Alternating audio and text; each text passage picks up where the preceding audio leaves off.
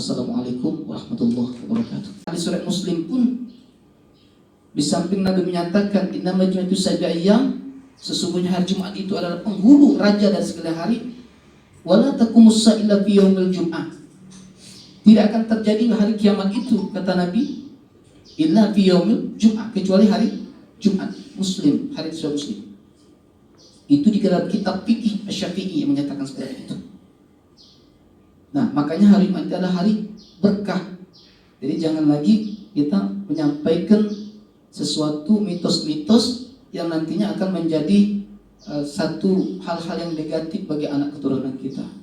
Maka sehubungan dengan sholat asar ini pun menyatakan bahwa tidak ada satupun waktu yang siang, tidak ada satupun waktu yang membuat hal-hal yang negatif, ya.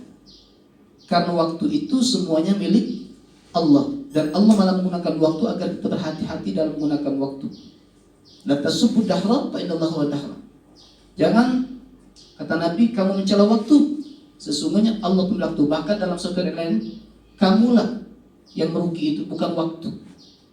Waktu terus berjalan. Yang membuat kita salah itu dikarenakan kita tidak pandai untuk mengatur waktu. Kami sering menyatakan penjelasan, bahkan dibuat di satu media sosial, bahwasanya kesalahan umat Islam sebagian besar dikarenakan mereka yang diatur oleh waktu, bukan mereka yang mengatur waktu. Kalau kita mengatur waktu, maka insya Allah kita punya waktu. Tapi ketika sudah diatur oleh waktu, maka kita akan sibuk sampai kita menutup mata. Makanya Nabi membagi waktu itu, ada waktu untuk ibadah, ada waktu untuk keluarga, ada waktu untuk bekerja. Sehingga kita akan bisa memanfaatkan waktu dengan sebaik-baiknya. Ini masalah surah Al-Asr.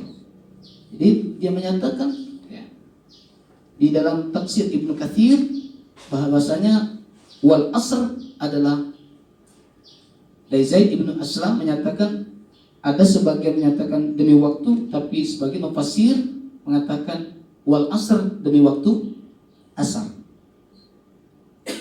Innal insana lafi khusr, sesungguhnya insan di situ, innal insan di situ dalam tafsir Ibnu Katsir juga menyatakan seluruh manusia rugi. Jadi bukan orang Islam saja, seluruh manusia dinyatakan rugi. Illal ladzina amanu, kecuali orang-orang yang beriman, wa amilus sholihat, dan beramal. Beriman dan beramal. Beriman tapi tidak beramal, tidak ada bukti kita cinta kepada Allah itu. Mengaku beriman kepada Allah, tapi tidak ada bukti kecintaan kita.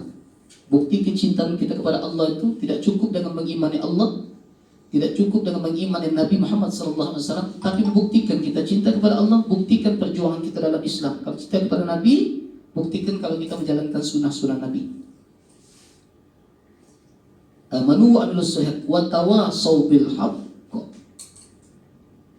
Situ di antara orang-orang yang tidak bakal merugi dari dunia sampai akhirat itu, yang pertama beriman, kedua beramal, ketiga wattawassaw bil haqq. Diartikan kalau dalam terjemahan wattawassaw bil haqq itu adalah saling menasihati dalam kebenaran. Tapi dalam tafsir Ibnu Katsir dia menafsirkan wattawassaw bil haqq itu adalah orang-orang yang meninggalkan dari hal-hal yang haram. Meninggalkan dari hal-hal yang haram. Tidak mau melangkah sedikit pun kepada hal-hal yang bisa mengundang berkah Allah, malah menjauh keberkahan ridha Allah. Wa tawassaw bis sabr. Dan mereka orang-orang yang tidak bakal rugi itu antara lain juga adalah wa tawassaw bis sabr.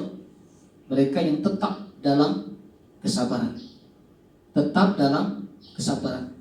Jadi kalau sabar bisa, sebenarnya bisa sabar, tapi tetap dalam kesabaran itu sulit. Sabar itu terus bisa, tapi tetap dalam kesabaran itu yang berat.